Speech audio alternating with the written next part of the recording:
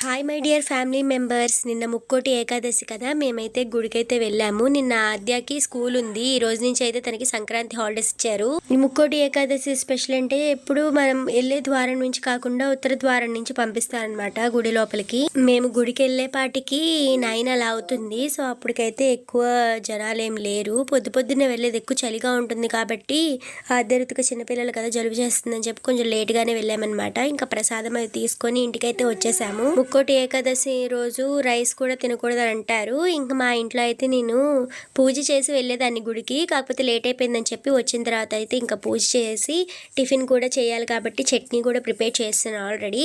ఓ పక్కన ఆద్యకి ఈరోజు lunch box కూడా కట్టలేదు. సో రైస్ పెట్టేసి ఇంకా చట్నీ తాలింపు అయితే వేసేస్తున్నాను. ఈరోజు కొంచెం లేట్ అయింది. మా పుట్టదానికి చాలా ఆకలేసేస్తుందంట. ఇంకా తనకైతే వేడివేడిగా ఇడ్లీ అయితే పెట్టేశాను. ఈరోజు నేను ఇడ్లీ కూడా తినలేదు, ఎందుకంటే ఇడ్లీ రవ్వ రైస్తో చేస్తారు కాబట్టి. ఈ రోజు అసలు నేను రైస్తో చేసినవి, పప్పులతో చేసినవి ఏం తినకూడదని డిసైడ్ అయిపోయాను. ఇంకా రుత్వికాకి అయితే పెట్టించేసాను. ఆద్యాని అటు నుంచి అటే స్కూల్లో డ్రాప్ చేసి అయితే మేము వచ్చాము.